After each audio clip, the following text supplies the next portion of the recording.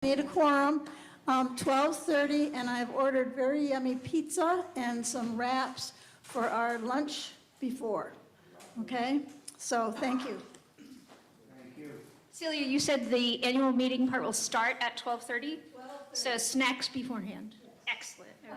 So it's lovely to see so many people here for this special Sunday. I would love to welcome the people online also. Stephanie, if we can share the camera, people can say hello to each other here, hello online. Excellent, excellent. And I will turn over not the performance, the service, the worship service, to Matt.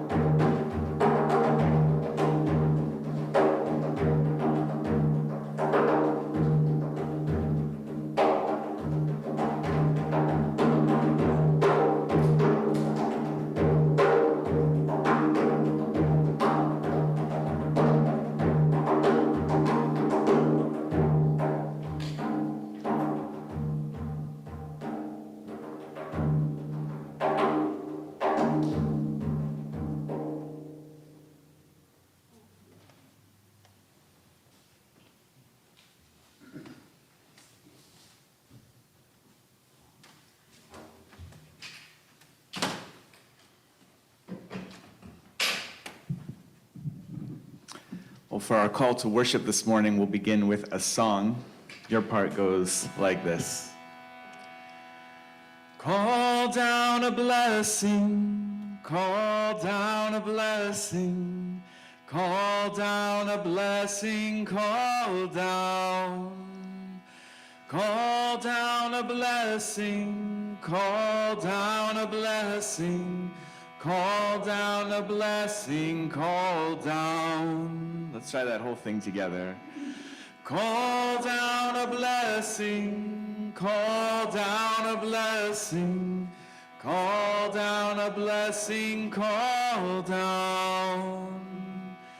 Call down a blessing, call down a blessing, call down a blessing, call down. Beauty above us, beauty before us, beauty within us and beauty between us. So call down a blessing, call down a blessing, call down a blessing, call down. Call down a blessing, call down a blessing, call down a blessing, call down. Love above us, love before us, love within us and love between us. So call down a blessing, call down a blessing, call down a blessing, call down. Call down a blessing, call down a blessing, call down a blessing, call down. You sound good.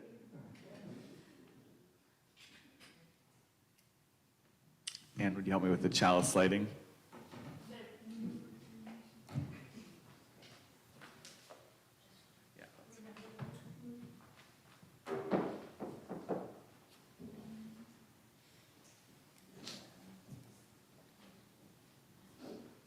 Just as the light of a single candle can transform the darkness, may our every word and deed strive to transform our own hearts as we give shape to our community.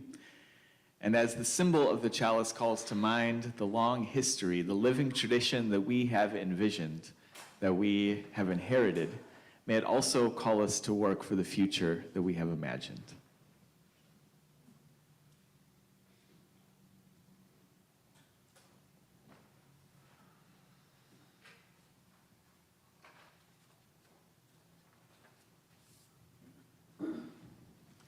Today's service is about the living tradition we've inherited and rooting ourselves in that tradition, in the wisdom of our ancestors that we inherit, even as we imagine new possibilities and adapt and change that tradition to meet the moment that we're in, to imagine new possibilities for the future. And so our opening hymn this morning is Bright Morning Star, a very old hymn that's in your hymnal. But we're going to do it a little differently. We've adapted it. So it's different words that are in the hymnal and also a different melody. I assure you it's the same hymn. The new words you'll find printed in your order of service.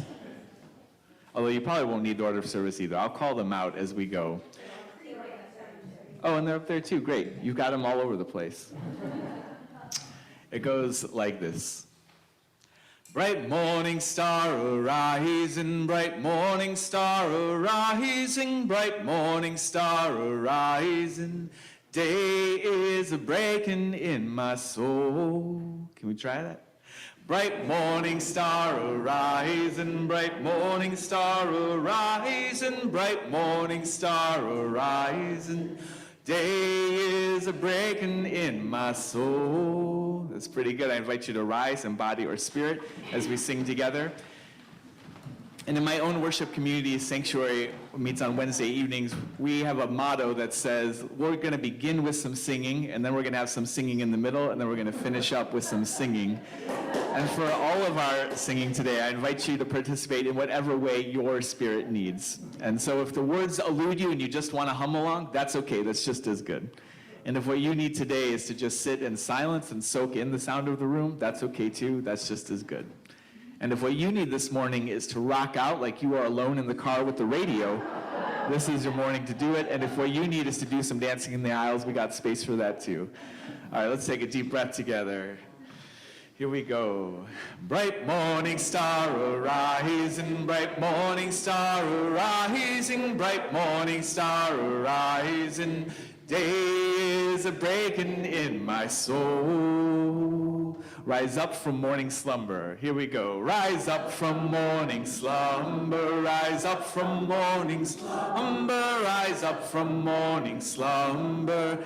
Day is a breaking in my soul. Rise up and hear your calling. Rise up and hear your calling. Rise up and hear your calling. Rise up and hear your calling. Day is a breaking in my soul. Let's do bright morning star. Bright morning star arising. Bright morning star arising. Bright morning star arising. Day is a breaking in my soul. Oh, lift your voice to heaven. Oh, lift your voice to heaven. Oh, lift your voice to heaven. Oh, lift your voice to heaven. Day is a breaking in my soul. We'll build this faith together.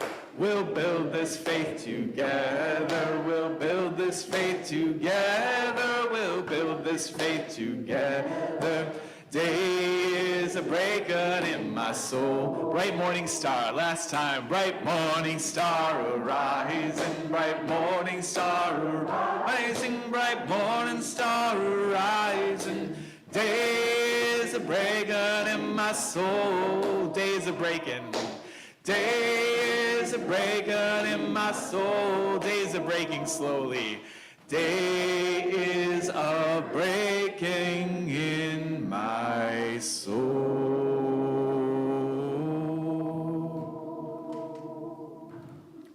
take a deep breath. You may be seated as you exhale.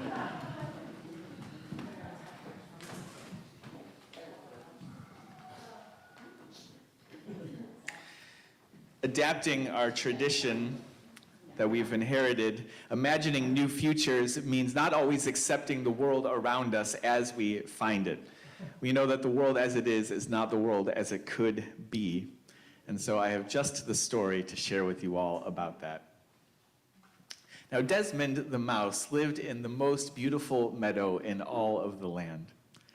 Every morning, Desmond would wake with the sunrise and spend the whole day long playing in that meadow. And every night, Desmond would go to sleep right in the middle of that meadow under the beautiful starry sky above. One night, though, Desmond awoke to find that it was still dark out. So he tried to roll over and get more comfortable and go back to sleep, but something was not right. He could hardly move. And his tail, his tail was throbbing with pain. Reaching behind him, he felt that there was some sort of, felt like some sort of huge boulder had somehow landed just on his tail in the middle of the meadow. He tried pushing on this giant rock with all of his strength, but it didn't budge.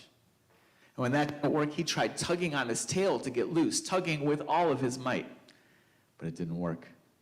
And he tried pushing and tugging and tugging and pushing over and over and over again, till at last he was exhausted and out of breath, and he had just about given up when he saw a giraffe passing through the meadow.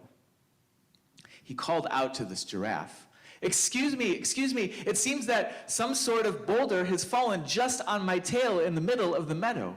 If you could use your powerful legs to nudge it, well, even just a few inches in the other direction, I could get free. Well, the giraffe laughed at Desmond, the way giraffes do. You silly mouse, he said. That's no rock that's fallen on your tail in the middle of the meadow. That is an elephant that's fallen asleep on your tail in the middle of the meadow. Well, Desmond thought about that for a moment and thought, maybe that's good news. He asked, well, if you could just gently wake the elephant and ask him to roll over even just a few inches in the other direction, I could get free. The giraffe thought about that, but said, I don't think so. I mean, surely you must know what they say about letting sleeping elephants lie. I find it's best not to get involved in other animals' business. I find it's best to remain neutral in times such as these. Well, Desmond sighed, I do not appreciate your neutrality. The giraffe wandered off, and so Desmond tried shouting to wake the elephant, shouting as loud as he could, but his little mouse voice, it was just too far from those giant elephant ears at the way other end of that giant elephant body. When that didn't work, he tried pushing again. And when that didn't work, he tried tugging his tail again. And he tried shouting and pushing and tugging and pushing and shouting over and over and over again, until he was exhausted and out of breath and had just about given up when he saw another animal pass by through the meadow.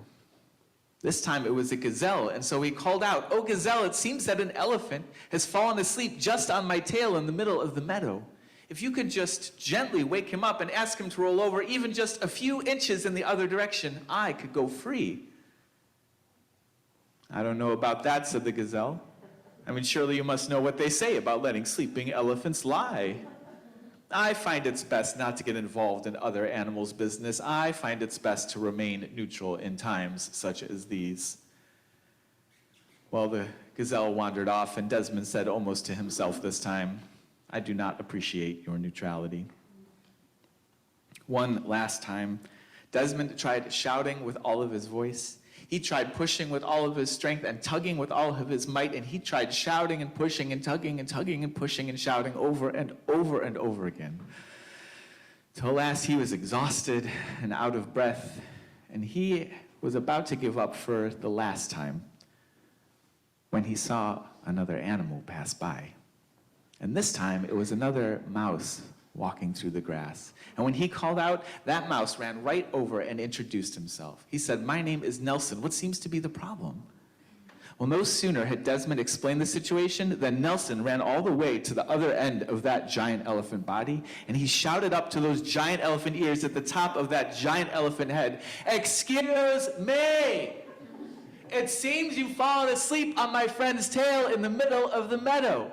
If you could roll over just a few inches in the other direction, he could go free." Well, the elephant heard Nelson's little mouse voice way down on the ground, but I think he was just a bit too quiet, and I think he was a bit too far away. And between you and me, I think that elephant was just a bit too comfortable, so he didn't budge. Nelson thought for a moment before he ran back to Desmond, and he said, I think I might have an idea. Stay right here, don't move." He ran off into the grass, leaving a confused look on Desmond's face. And just when Desmond was starting to get worried again, he saw Nelson emerge back through the grass. But he wasn't alone this time. He had found another 3 mouse friends, and each of them, they had each done their job. They had each found another 3 friends as well. And the whole group of them ran all the way to the other end of that giant elephant body, and one mouse climbed up on the shoulders of another, and another mouse climbed up on her shoulders till they had a whole mouse ladder all the way up the back of that giant elephant head. And then Nelson climbed up the shoulders of his friends carefully, one by one, till he stood right at the opening of that giant elephant ear. And he shouted with all of his little mouse voice, "Excuse me! It seems you've fallen asleep on my friend's tail in the middle of the meadow. Roll over just a few inches so he can get free." Well, this time his voice was just too loud and just too close to ignore. And so the elephant said, but then he rolled over just a few inches in the other direction. Nelson and his friends climbed back down carefully, and they met up with Desmond, and the whole group of them spent the rest of that day playing together at the edge of the meadow. Archbishop Desmond Tutu, before he passed away just a couple of years ago, had said, "If you are neutral in situations of injustice, you've already taken sides. You've taken sides with the powerful, and you've taken sides with the oppressor." And he said, if an elephant is standing on the tail of a mouse, the mouse will never appreciate your neutrality. Archbishop Tutu believed in a God who, he said, took sides. A God who took sides with the orphan and the widow and the oppressed everywhere. And as Unitarian Universalists, we may or may not share a belief in that same God, but we have covenanted to build a world of justice and equity and compassion. And that means imagining and working for a world very different than the one we see around us today. So it means that we come together in congregations and communities like this to do together what we could not do alone, to take sides for justice, to take sides for equity and compassion. And it means that we come together to side with love. May it be so, friends, and may we make it so. So if you'll join with me, if you don't know the words, they're in your hymnal, but we sing it frequently. So draw the circle wide. Draw the circle wide.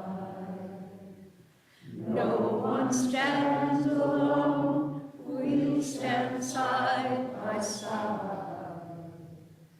Draw the circle wide.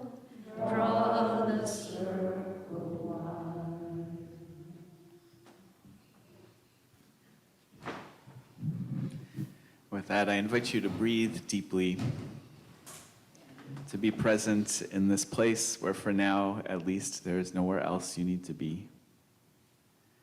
To be present in this time where for now, at least, there is nothing else that needs to be done. To be present here together,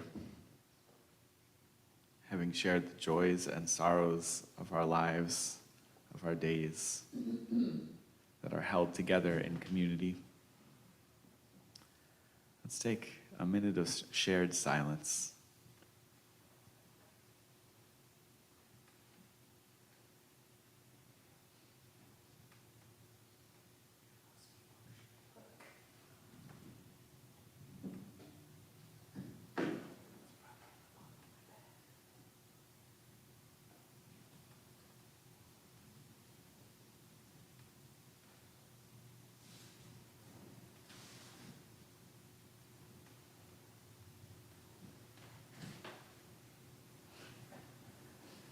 Amen.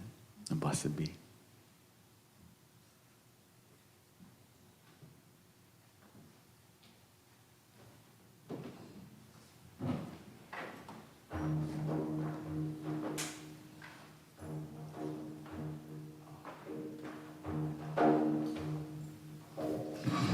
I will admit I've lost my offertory readings, so we're going to wing it.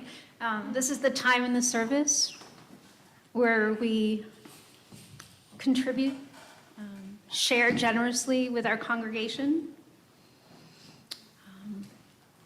Please share as you are able, enjoy the accompaniment, and thank you for your continued generosity to keep the work of this church, this vital church, this community center, our growing community center alive.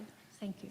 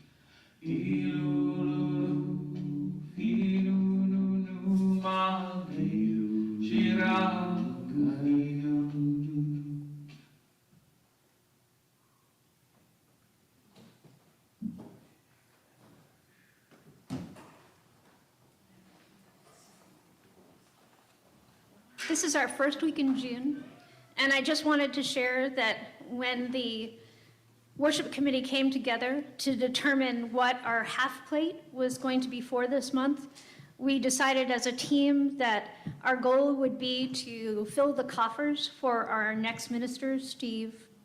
And so our half plate for the month will be for the ministerial discretionary fund. Just wanted to let you know for the weeks coming. Thank you.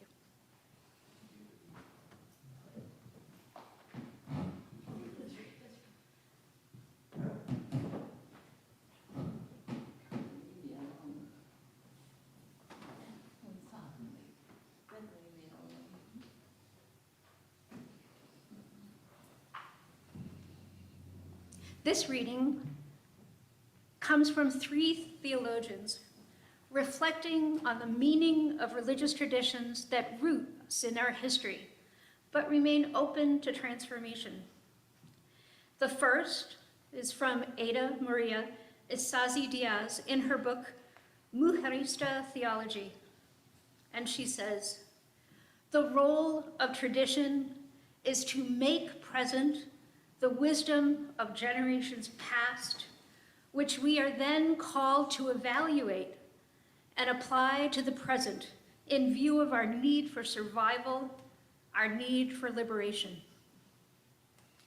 And these words from Howard Thurman, who says, religious experience is dynamic, it's fluid, it's effervescent, it's yeasty. The religious experience goes on experiencing. So whatever creed there is, whatever theology, it's always a little out of date. And last, from the Unitarian Universalist theologian, James Luther Adams, a living tradition is not bequeathed through some law of inheritance. It must be earned, not without dust and heat, and not without humbling grace.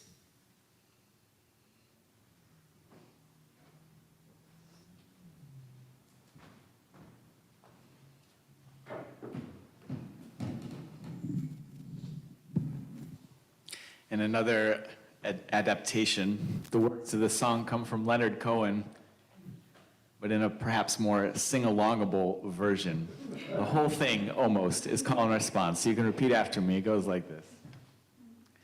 Forget your perfect offering, forget your perfect offering. Just ring the bells that still can ring, just ring the bells that still can. There is a crack in everything, there is a crack in everything. That's how, this part comes quick. That's how the light gets in, that's how the light gets in. That last line is the one part where it's different than call and response. That's how the light gets in, forget your perfect offering. Forget your perfect offering. Just ring the bells that still can ring, just ring the bells that still can ring. There is a crack in everything, there is a crack in everything. That's how the light gets in, that's how the light gets in. All right, I think you got it. I invite you to rise in body or spirit.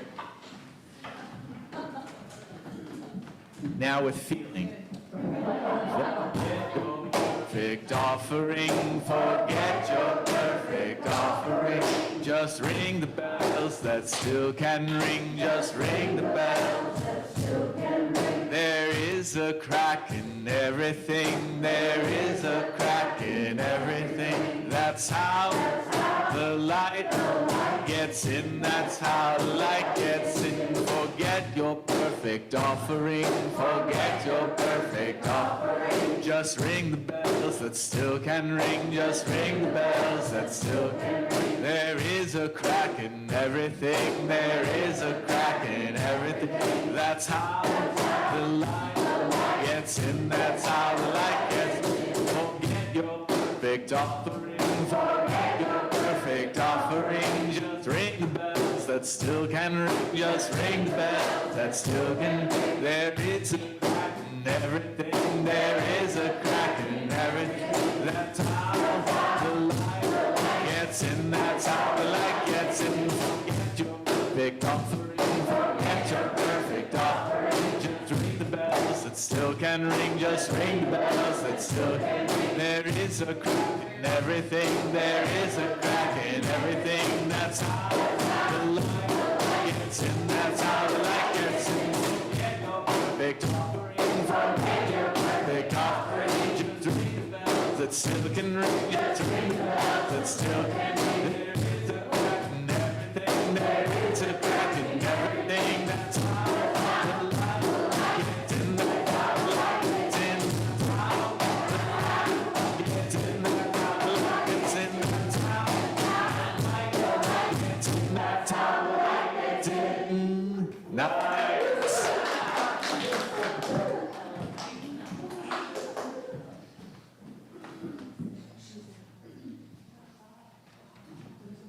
Well done.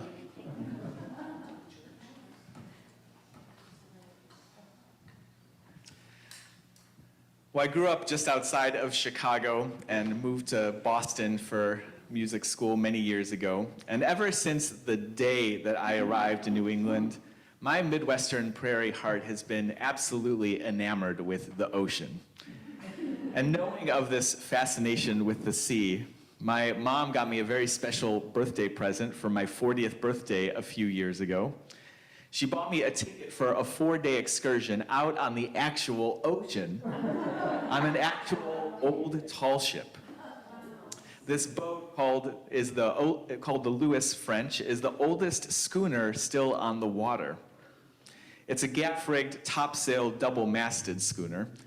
I don't know what any of that means, but I'm sure it's just a way of saying it's all very old. And so it came to pass that I got to spend 4 days on this beautiful, huge old ship built in 1871.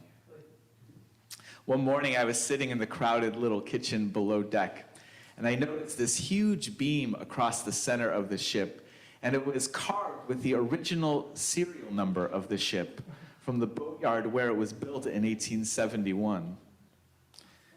I was so struck by this that I turned to Captain Becky, our fearless leader, and I asked her how much of the ship is original to the year 1871.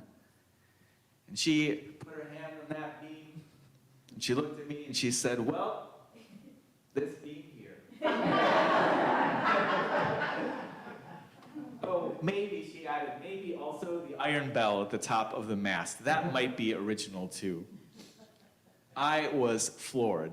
This oldest schooner on the water was almost entirely new. Now you might be familiar with the ship of Theseus, a thought experiment handed down to us from those old Greek philosophers. According to legend, Theseus was the great heroic founder of the city of Athens. And so the people of Athens kept his ship in the harbor, taking care of it over the years, and bringing it out on the sea for an annual religious pilgrimage to celebrate the founding of the city, to celebrate their history and their heritage. But after a few hundred years of maintaining the ship, of replacing the planks as they rotted away one by one, some of those Greek philosophers in town began to wonder about it. And they began to ask, well, if at some point every plank on the ship has been replaced, is it still really the same boat? Is it really still Theseus's ship? Now, if you aren't embarking on an old-timey sailboat anytime soon, this question might feel distant. But I think this question shows up in our spiritual lives all the time. In my own spiritual community of Sanctuary Boston, where we begin worship with words of welcome, those words always include saying, whether you've been hurt by religion, saved by it, or some of both, we welcome you. And I suspect that for many of us here also, our experience of religion has been some of both. Because religions, by and large, are a lot like old ships. They're passed down through the generations, and they are constantly in need of maintenance and renovation. Religious conservatives will deny that renovations are ever necessary. But we religious progressives understand that religion is always being updated, and that's what keeps them seaworthy. It's what keeps them useful. And when some folks say that they want to be spiritual but not religious, that might be because there is a dangerous amount of rot in the tradition they were born into. There are 1,000 good reasons to want a clean break from institutional religion. I can certainly understand not wanting to renovate some leaky old boat that was built for another time with outdated technology, especially because you have to replace those planks once you are already out at sea on life's voyage. It's terrifying, but friends, the ocean isn't necessarily safer alone in a rowboat either. The role of tradition is to make present the wisdom of generations past, as we heard in our reading. And then our role is to take that tradition in hand and apply it to meet the moment we are in for nothing less than our survival and our liberation. And I'll say this, I'm glad that I didn't try and spend 4 days on the ocean in a 150-year-old boat that hadn't had any parts replaced. Because there are none around that are still afloat, for whom that's true. And there aren't any religions around either that haven't been updated, at least in some ways, in the last 150 years. One of my earliest memories of witnessing this kind of evolution of spiritual community was in my high school youth group. My high school youth group was the touchstone of my week. I think of that tender time in life as trying to ford some fast rushing stream in the forest and just jumping from one stone to the next, each time hoping and praying that I land on solid ground instead of soaking my foot or falling and getting carried away by the rapids. And for me, that youth group, that Wednesday night gathering, was the solid stones beneath my feet. It was the place to land before I leapt into the air of the week ahead. Now, I don't know about other groups, but I think other youth groups did things like activities or curriculum, or at least had topics of discussion. For us, the only thing our group did every single Wednesday was an absurdly long check-in. That was it. 90 minutes of how are you? But that space to listen deeply, that space to speak and to be heard by my peers, it was soul-saving. It was liberating. But then, after that, after I'd been out of high school a year, came to Boston for school, went home for the summer, and I visited that youth group one Wednesday evening. You're not going to believe this, but when I went back, there were all of these new people there. People I didn't even know. And these new people, these young people, they talk about the shallowest nonsense all night. I spent the whole evening mourning the loss of what's been such a valuable community, thinking about how as soon as my generation had left, the whole thing had fallen into disrepair. But then, at the end of this 90 minutes of unspiritual, unmeaningful, and might I add, boring conversation, this one kid in the group, this one kid says, you know, this is the only place where I can really be myself. And if it wasn't for this place, and if it wasn't for you all, I don't know what I would do. At the time, can I be honest, just between us, at the time what I thought was, kid, you don't even know what spiritual really is. But now I've had some time to soften, and over the years, with some distance, I've begun to wonder if maybe spiritual depth and real connection isn't always something you can see from the outside. And maybe the youth group had fallen into disrepair. Maybe it was only a fragment of its former self. But maybe just a fragment of unconditional love is still enough to transform somebody's world. Or maybe traditions evolve and culture changes, and I need to recognize that what worked for me isn't always what will work for the next generation. Some people will tell you that a tradition is a thing that always stays the same. Some religious people will tell you that a religious community is always constant. Some theologians will endlessly debate the original meaning of a scripture verse, fighting over the translations and the interpretations and the context. Friends, it's all baloney. They're all just Theseus's old ship. I had this feeling again recently. Maybe you've had this feeling, this returning to visit the youth group even after you aged out feeling. For as long as I can remember, my own Unitarian Universalist tradition has been most clearly defined by our 7 principles. And I say as long as I can remember because, to my horror, I learned just recently that I am 3 years older than the 7 principles. I thought the gray hair was bad, but this really hit me hard. The 7 principles have served as the central being, the serial number of Unitarian Universalism for 39 years. They've been enshrined in Article 2 of our UU Association bylaws, our Association of Congregations, as named as our purposes. But in a few weeks at our annual meeting this year, our congregations, our Unitarian Universalist congregations, will be voting on the possibility of replacing them. And I'll be honest, I was not a fan of this when I first heard the news. I have my own list, long list, of things I wish were different about Unitarian Universalism.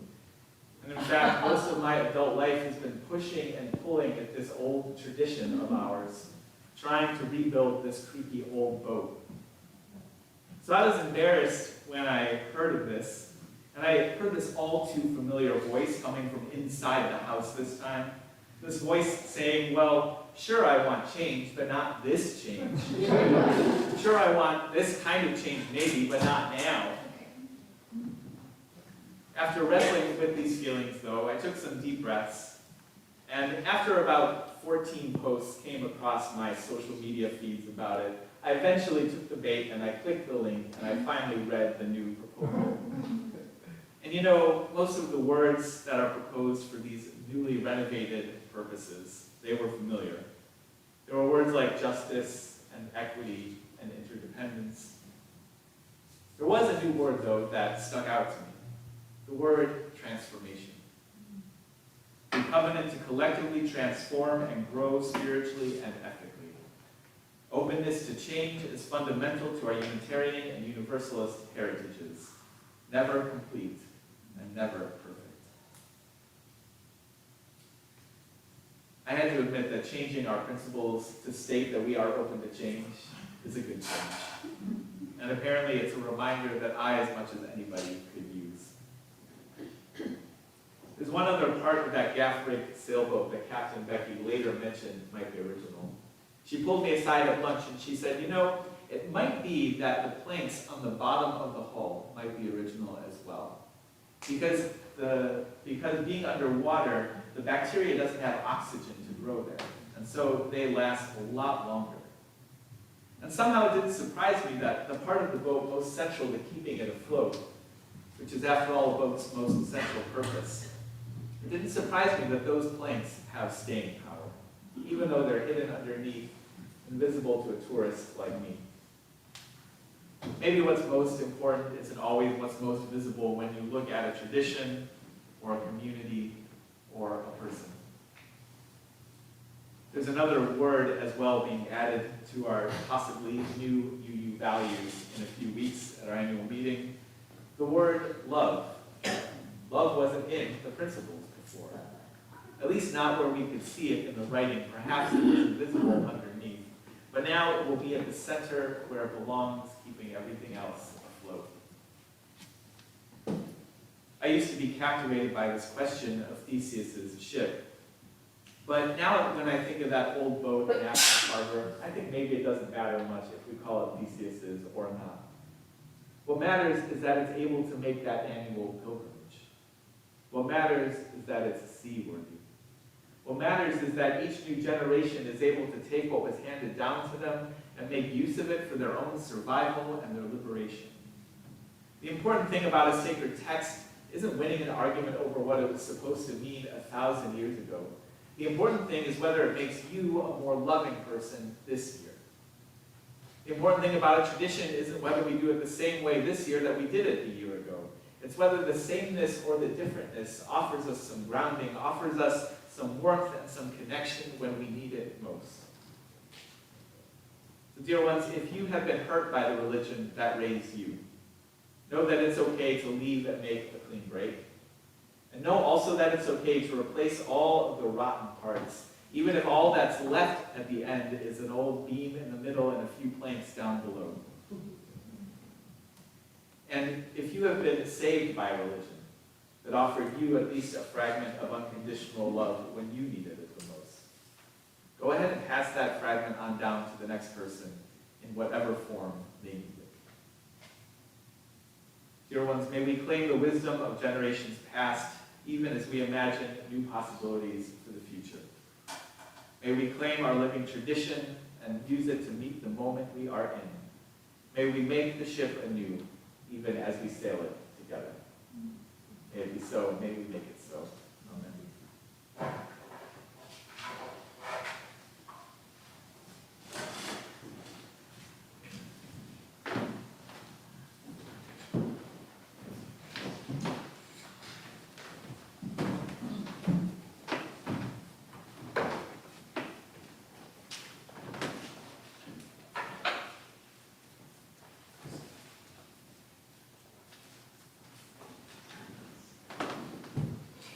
closing song comes to us from Emma's Revolution.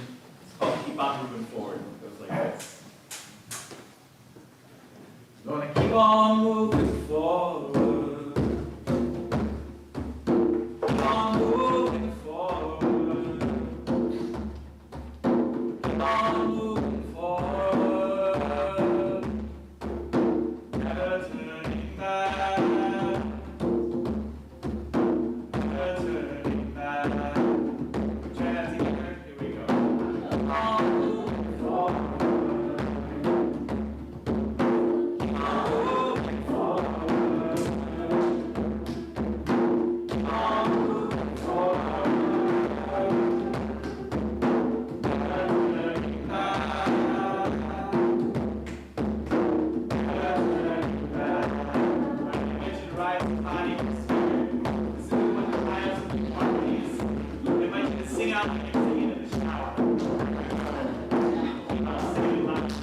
Keep on singing loud. Keep on singing loud. Keep on singing loud. Never turning back.